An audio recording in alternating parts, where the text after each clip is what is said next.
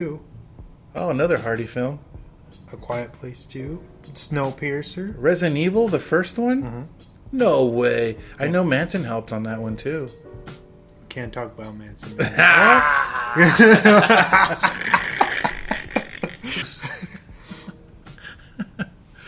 Dude, so do you have any swan facts for this movie? I do, sir. I do. Swan facts. Do it live. All right. I got a handful of them for you. Cool. This one I think we spoiled during the show, but that's okay. It was James Gandolfini's final film. Final completed film, I should say.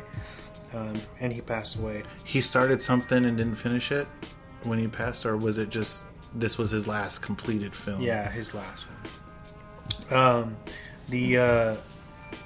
The short story called Animal Rescue, which this film was based on, was originally took place in Boston. Ah. But when adapting for the screen, they wanted to change it up because a lot of, that's always where these tough guy movies take place, So they're like, let's do it somewhere else. And I feel like Brooklyn, doing it in that borough was a good choice. You know what I mean? Yeah, what's funny is before I knew it was in Brooklyn, when I watched the previews and the pictures and stuff, I thought it was going to be in Boston. I was like, oh, it's a fucking Boston film.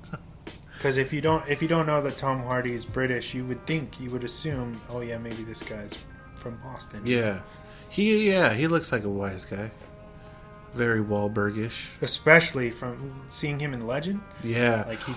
Dude, he's really good in Legend. Shout out to fucking Tiny for that one. That movie's nuts. You've never seen Bronson yet? No.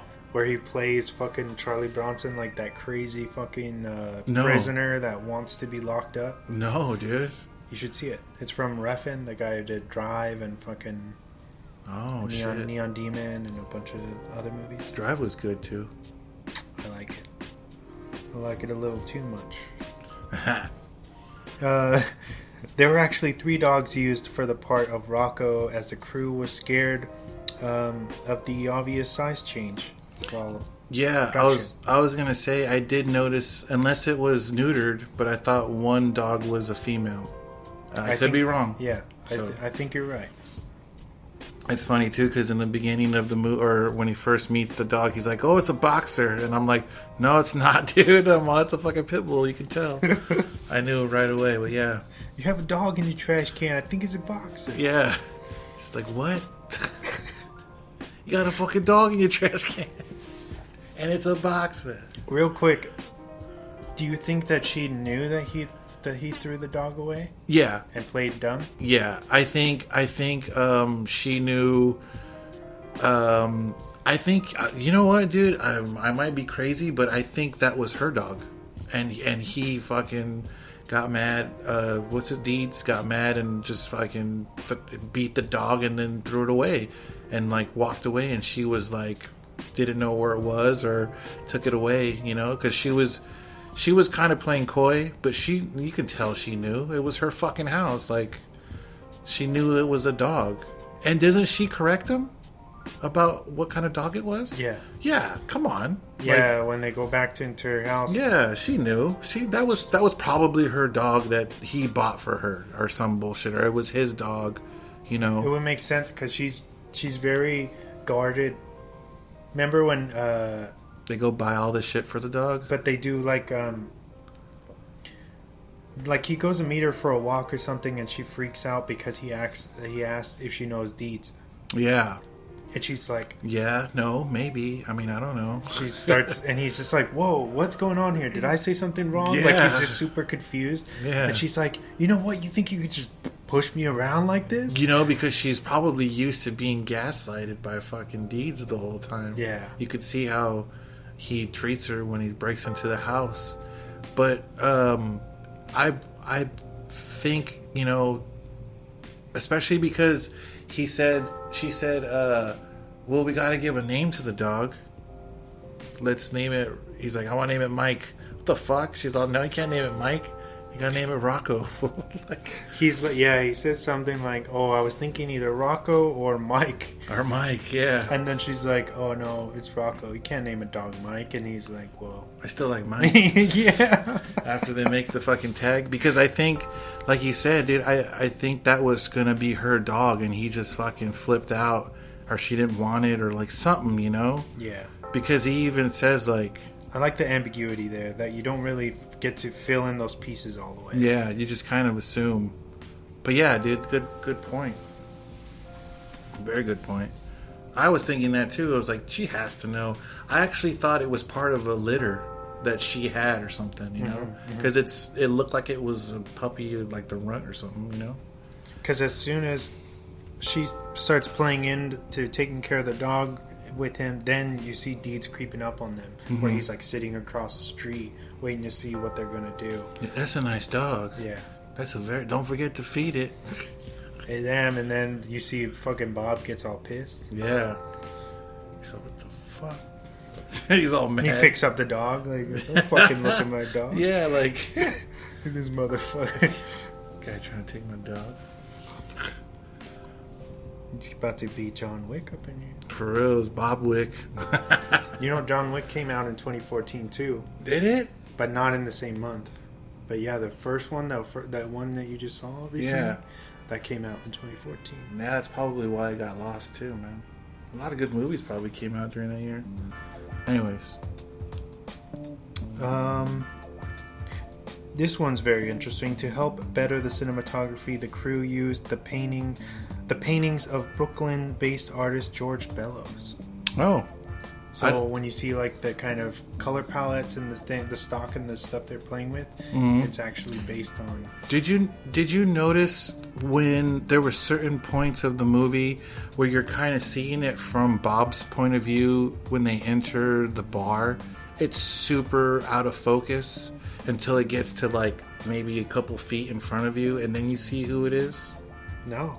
You didn't notice that? I felt like if it was you were seeing it from Bob's point of view, like somebody would enter the bar, like, you know, it would be Cousin Marv or fucking. There was a time where the detective entered the bar, and it was super out of focus until about 3 or 4 feet in front of him, and then it went into focus, and he was like, Bob, you know. Oh. I was kind of thinking, are you seeing it from Bob's point of view? How everything is like, maybe he needs glasses, Like or something? hazy or something? Yeah, like he's from seeing it from behind the bar. Oh, and they also did it a lot of the times in the montage of the drop.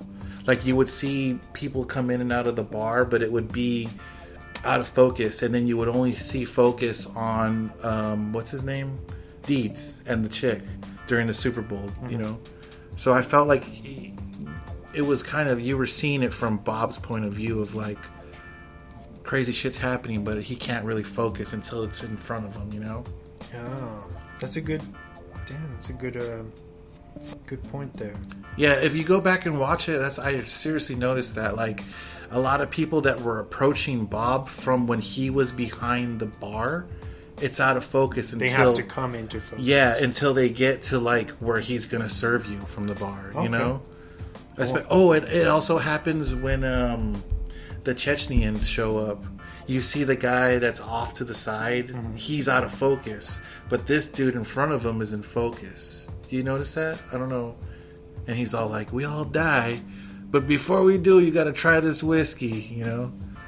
I felt like you're kind of seeing it from Bob's point of view and his mind, you know, how he sees shit, like, oh, it doesn't come to light until he tends the bar, you know, like I'm just the bartender, you know. So yeah, that's something I noticed. Anyways, that's a bonus Swan fact. Yeah, I have to go back and. That's a Atlas observation. Yeah. All right, writer Dennis Lehane also has written Gone Baby Gone, Shutter Island, and Mystic River. Shutter Island, I can see. All of which have now, came out with their own film counterparts. So this guy's written some great, like, crime novels. Shutter Island is really good. Did you guys do an episode on that? We did. Okay, We did. that's good. That's a good movie, dude. Especially, I'm glad you think so. I think Eli didn't like it. Really? I remember talking about it to him when it came out. I like Mark Ruffalo's the character in it, and I really like the color palette in that movie. Mm-hmm. It's very gray, dark, wet because they're on the fucking that island. Yeah, dingy. Yeah, and then I also like the fact that he was like a gumshoe. It was very gumshoe. Like it could have been. It very well could have been a Twilight Zone episode. Yeah. You know, like how everything plays out. Yeah, that movie also has the spinning top too. Like for sure, it has like, well, does he know he's fucking up, or does he know he fucks up and it's just kind of like, well, I don't know, you know. But that was a good movie. I like that one. When did you guys do that one? Like not that long ago? Might have been year 2. 2019 summer. Mm. Sounds about right. Definitely not in 2020, but yeah, right before the pandemic, we did Shutter Island. That's a good one, dude. I can't remember who picked it. I might have picked it. Maybe Diego? You think so? Nah. Scorsese, bro. I'm really stoked to see what that new film that they're working on right now. Which one? The Killers of the Flower Moon or something. Who told me about that? I think my coworker told me about De that. Niro and DiCaprio. Yeah. Together. When you guys were talking about De Niro's character, or De Niro just making bonker movies, off the wall movies from like 2000 and stuff, I couldn't remember anything besides Meet the Fockers.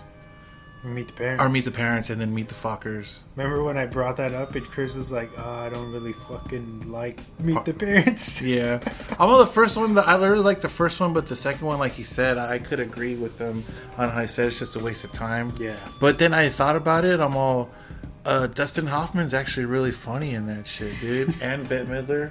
I don't think I've seen the sequel. The sequel? Like, it's just a cash grab for sure. There's not another one? I thought there was 3. I don't know. But I was thinking The Fan is amazing. I really love The Fan. I think I said that last time. Mm-hmm. I really love The Fan. And Casino, dude, I'm telling you. The Fan and Casino, that's De Niro for me. But yeah, that wraps up Swan Facts. I think that's it, man. Watch The Drop. It's not streaming anywhere, but you can rent it for like $3. Definitely worth it. Or buy it if you are really into it. It's a good movie. I suggest it. If you find it like at the swap meet or something, definitely get it. Pick it up.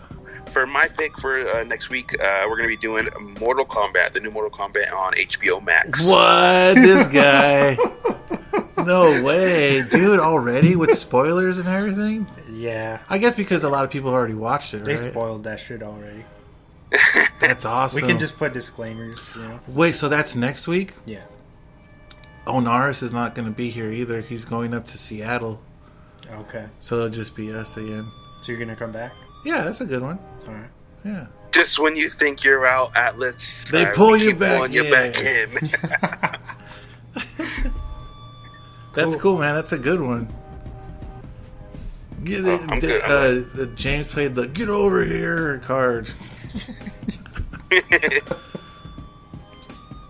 All right, guys. Thanks for having me on again. Of course, I will see you guys next week. And then, as James said, next week we'll be talking about Mortal Kombat. Fucking nuts, dude. That's gonna be crazy because it's a really good movie. The new Mortal Kombat.